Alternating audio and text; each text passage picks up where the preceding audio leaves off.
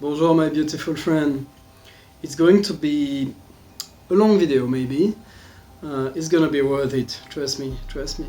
I want to explain to you how I met my goddess soulmate, what she gives to me, what she gave to other people, and how you can connect to her as well if you want. So I need to give you a little bit of a context, so I need to explain a little bit more of my personal life, my personal history first, for you to really understand how those phenomenons came to me, these connections with this inorganic being, which I call my goddess. So to start, I have been raised as a Jehovah's Witness. So I was believing since my very early childhood. I was believing in the spiritual realm. I was very sincere in my faith. I was praying to God. I was praying. I wanted that connection to the other side, and I never had any kind of reply. I never had any kind of return of feedback showing me that there was really something. So I went deep in the occult and in other different religions, and the very first connection I had was with that goddess that I will tell you more. So also, because I was raised as a Jehovah's Witness, if you're not familiar, Jehovah's Witness are fundamentalist Christians. So they try to abide by the Bible, literally, but as any other religions, any other Christian religions, they only cherry pick anyway. But one of the main components that really wounded me somewhat is this demonization of sexuality. It's like when you're a Jehovah's Witness, you shouldn't have sex before being married. And as someone who has so much sexuality since I was a child, actually, that was extremely painful to me, right? And also I always felt a strong attraction to the other sex. I was always attracted to women and girls since a very young age, and that was really painful, especially to the fact that when I was a teenager I never had a girlfriend. I lost my virginity at 23 years old. That was insane because I was so thirsty for those experience, and that was a long journey for me to heal my sexuality, my sensuality, and to understand that. And this goddess definitely played a role. So even when I was extremely deprived of love and sensuality, I was writing a lot of poetry, and I fell in love so many times to so many girls that always rejected me or friend-zoned me. I mean, I used to be obese and depressed, and I wasn't the greatest, the best lover to be with, for sure, because I didn't love myself, plain strictly as well, plain simply. And that's really interesting thing is that even in my poetry, I always referred to the fact that, yeah, I'm in love with you and I write some nice stuff to that girl, but I always been aware that she was a reflection of my soulmate that was beyond, that was not incarnated. And I always felt that it was part of my journey, part of my, that experience, that my soulmate will never incarnate and she will be on the other side and I will be here. That's something that I always felt.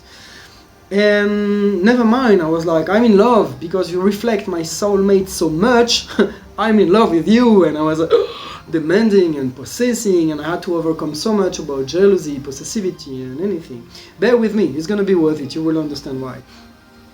And more as I was falling in love and writing poetries and trying to connect with my soulmate from the other side, more and more I started to write poetry not for incarnated girls, but for my soulmate on the other side, directly. She's the secret star. She's one of her symbols is the unicorn, and I got some dreams and started to get some connections. But the real connection was made at once when I had a date with a girl. And I was horny, I was excited, she was cute, and I had the first date I had with her, and eventually we ends up with some other friends, and she ends up with a girl the same night. And it felt like I was bummed out. I was like, oh, come on, no, I was horny, I wanted to have some good time with her, but oh well, whatever, I can't do anything. Okay, I go back home, a bit frustrated. And at that time I was living with my brothers, my two brothers and my sister. And a common friend of us was here, and I talked to him. Oh man, I had my date was a failure, whatever. Say, okay, Damien, I'm gonna cheer you up. I'm gonna roll a joint for you, and you're gonna relax. Also was like, I never been a big user of cannabis. Even in New Caledonia, where cannabis grows easily and there's everybody smoke, kinda almost. I never smoked more than once a week or once every 2 weeks because I never wanted to. I don't like having smoke in my lungs, plain simply. But I don't know why it came to me this way, and I felt like, yeah, okay, let's do it. Why not? You give it to me, why not? And because it's so rare for me to be high, it was an interesting state to be. And I was deep into magic still at that time, and I said, that's an interesting state to be high and feel those energy moving around. I'm gonna do meditation. So I went in my bed, boom, lay down, and this is a practice in chaos magic. It's called, not even in chaos magic, it's the death posture. So it's just you lay down, it's the shavasana in yoga. You just lay down and you try to be as still as possible, for as long as possible, without falling asleep. And it was a very interesting state for the first time being high and doing this exercise, and I felt so many waves in my body. It feels like if you ever had an out-of-body experience or very close, you know what I'm talking about, those vibration, those waves that move in your body. And that was very pleasant and interesting, and I stayed very still up to the point I might stay like that maybe 1 hour or 2 or half an hour. I completely lost my perception of time. But what happens at once, this is the magic, I felt here in my crown a tingling, a fresh, minty tingling energy coming down my head, my body, coming down my throat and taking my arms and taking everything, and it was fresh, loving, feminine, graceful, blissful. And it takes over my hand, my arms and my hands, and out of nowhere my hands have been guided by that lovely, graceful, feminine presence. And I was like, what is going on? It was the first time I had this experience of my hands moving by themselves. And I was like, oh, it's a bit scary. I can tell you, it's a bit scary. I was like, what's going on? Can I control it? Can I stop it? And then I stop it, and sure enough, I can stop it. But to just let it go is so pleasant. It's so loving. And those hands started to caress me, to give me so much love in a way that felt so different from me, from my energy. It was very different, very feminine. It felt really like my soulmate. Really, really, I felt for the first time in my life, I felt so full of love. It was the answers to my poetry, to my magic, to my cries, to my dedication. It came, finally I felt whole, I felt loved. And it happens that this very night, this loving energy through my hands made love to me in a way that is extremely different from a simple masturbatory act. It was really, really making love and giving me so much. And so I fell asleep eventually, and in the morning I was like, wow, that was amazing. And my little sister was and still is very sensitive to the energy and very interested in the occult as well. And I came to her and say, sister, I have to tell you something that happens to me yesterday. And she was like, oh, please, Damien, I don't feel good. Tell me later because I don't feel good. I said, oh, what's going on? And she got pain because of the periods. And I was like, oh, I'm so sorry, I can't do anything. And I was saying that my right hand, I remember, moved over her belly like this and started to do some moves.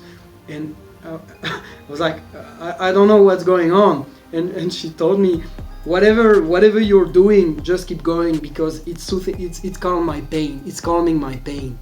and I was blown away. And after a few seconds, she felt so much better. She didn't even feel the pain anymore. I was like, this goddess is a healing goddess as well, like my soulmate? What is that? I don't know. And still as of today, I know a bit more, but I don't know everything about her. But I will tell you everything I know, because you can get connected to her now. You can have that as well, she told me. And that was a lovely experience. And in the coming years after that, more and more I met some friends that had some issues, emotional mostly. And so when they lay down and I connect to her, and my hands are moving in a very feminine way, and they are like, moving the etheric body, the astral body, taking some emotions blocks, throwing it in the earth, recalibrating the mental body as well. And mind you, this is just, every time I do those healings, I just let it flow, and then I receive through the intuition. Sometimes I can have a glimpse of auric colors, of what's going on really. I have a friend, for example, I remember back in the day in New Caledonia when she asked me to do that, and she didn't want to tell me why. And because I was connected to her doing the healing through my goddess, I understood. I got it, and I say, you had an abortion. And she, yeah, how do you know? Well, she told me this is what's happening. I'm healing you with this. Well, I am not. We are, because you can never heal someone. You just participate in an experience, in a phenomenon. And that was very interesting. I thought that this energy was my anima, my Jungian feminine side. Because, as I told you, it always makes me feel complete when I channel that energy. And she can also do that on myself. But that's very interesting, because even though I was demanding for spiritual connection for so long, it's really interesting to see that even when you have the privilege to receive such gifts, and I'm very grateful, it's very funny to see that it's kind of on and off. Like sometimes you forget about it. It's like life is dragging you on, you got some obsession, you got some problems, and you forgot that you have such an ally on your side to soothe you, to calm you, and that's really funny. But those last years, mostly those last 2 years, I would say, I'm not even really sure, more and more I started to actively get connected back to her. And this is where it starts to get even more interesting, because I've seen other people experiencing her now. I remember a friend of mine, he was, as I do, he was possessed 2 times at least by her.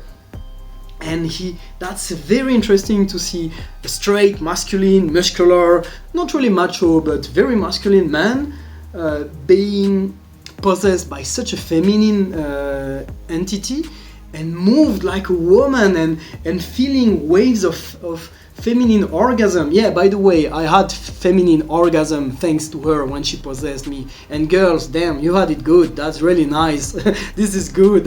Then you can tell me, but how do you know? Well, I can't prove, because unless I go in another, physically in a feminine body, I can't prove that this is what I felt. But yeah, I mean, I had this experience of like this warmth in my astral womb, and those waves of pleasure, and he got that as well. And that was really interesting to see him making out with his girlfriend, as you would watch 2 lesbians having sex. That was beautiful. And once again, that's very funny, because he tends to forget about that. Because when you are possessed, when you are in that auto state of consciousness, if you know about the teachings of Carlos Castaneda, he talks about the assembly point.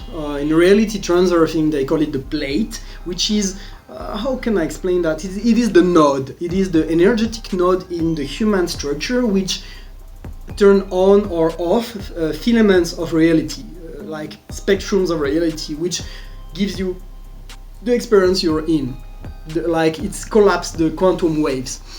And when you're out of a normal state of consciousness, when you dream, for example, when you're possessed, when you're in a deep ritual, when you take psychedelics, of course, those kind of experience, when you have like an intense fear, intense love, well, your assembly point is moving a little bit or a lot, and the more it moves, and the harder it is to remember your experience. Remember, see, like reintegrate. And that's why there is a lot of experience I had with this goddess and that other people have. And if you are not used to practice alternate state of consciousness and write them down like in a disciplined way in order to practice the mental flexibility, you will forget sometimes the good stuff that happens. And that's very interesting because I meet a lot of people and they say, oh, I don't feel connected to spirits, I would love to have those experiences, and that was my case before. I was extremely upset, even like, come on angels, reply to me. And a lot of people, I met some people recently and they told me the same. It's like, I feel there's no such thing, they don't talk with me, and say, maybe you're just not aware, because they speak first with feelings. Then as you practice, then it becomes a little bit more understandable, and your clairaudience will expand a little bit more, clairvoyance as well. And so it's really interesting how, as I was deepening my relationship with this goddess, I started to hear, not really hearing, it's like, it's in your head, of course, it's like thoughts that feels a bit alien, and have they have texture, they have a vibration which is not your usual voice in your head. It's not your ego voice, and it goes like, whoop, okay, oh, interesting, and you play the game to talk with that. We can expand on that in another video if you want. And that's really cool, because as I was exploring that and having more and more conscious communication with her, I say, can you give me your name?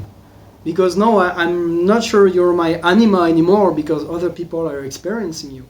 And she gave me the name, and I will tell you the name.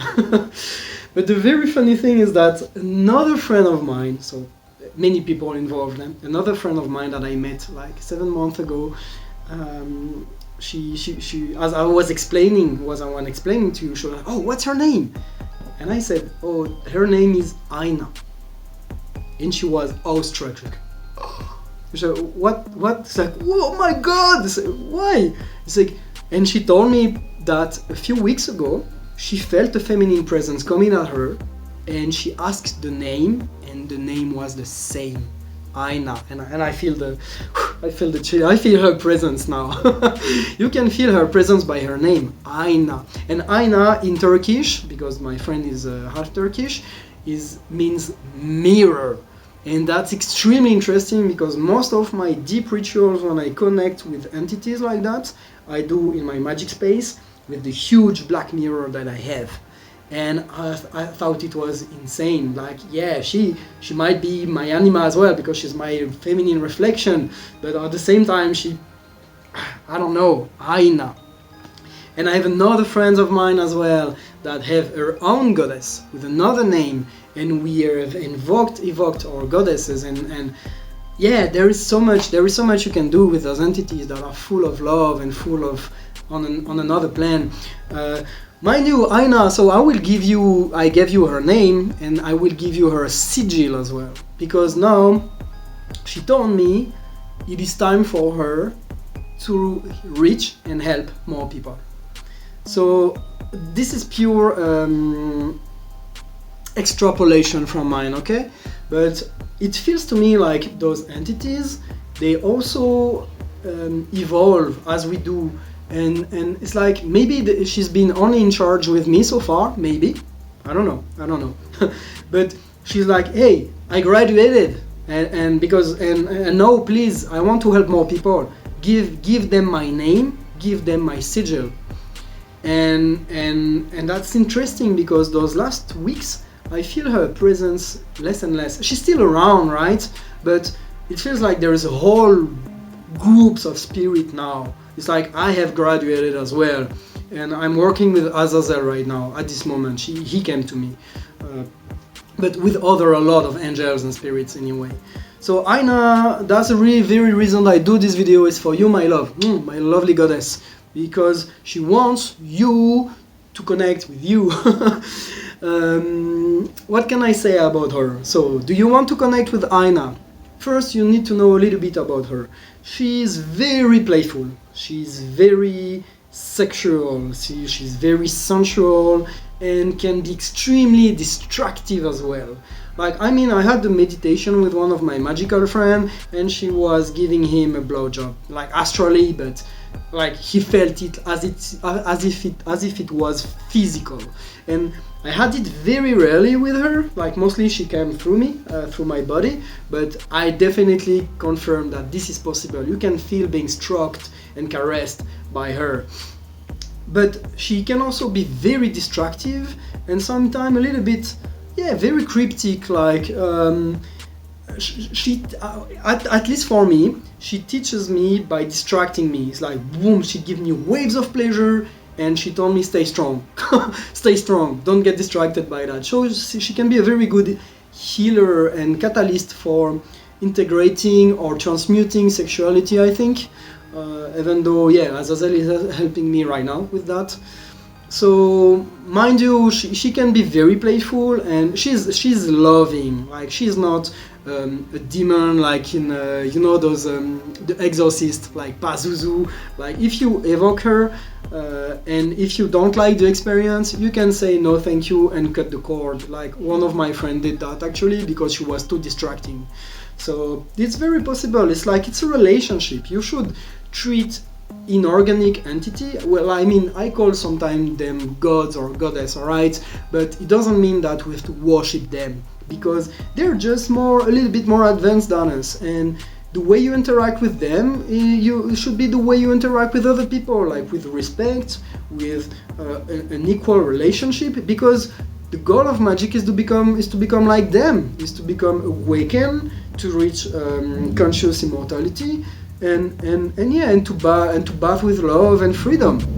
So feel free to experiment. You have her sigil, you have her name, you can call upon her if she can teach you. Like, one of my ex-girlfriends, she's still communicating with Aina for healing, for example, because she teaches a lot about healings.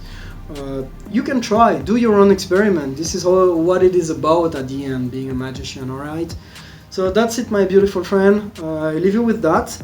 There is a lot to say. If you don't know how to use a sigil, how to fire a sigil, how to connect with the spirit, tell me. This video is already quite long, and I can make a specific video on that. Even, maybe, you know what, I'm thinking we can make a live one day, if I have enough subscribers, enough people interested, we could make a live and evoke her all together. That would be even stronger. Alright, so there is a lot to say and to play with. I hope it's interesting, and I hope you will feel, I hope your heart will be healed with her or with someone else. I can also show you how to connect with anyone else if you want. It's not like rocket science, rocket magic. And I really hope you will feel as much benefit as she gave to me, because she's so lovely and I owe her so much. So thank you, my beautiful friend. Thank you, Aina, my lovely goddess. I love you all so much, and I wish you the best. Bye bye.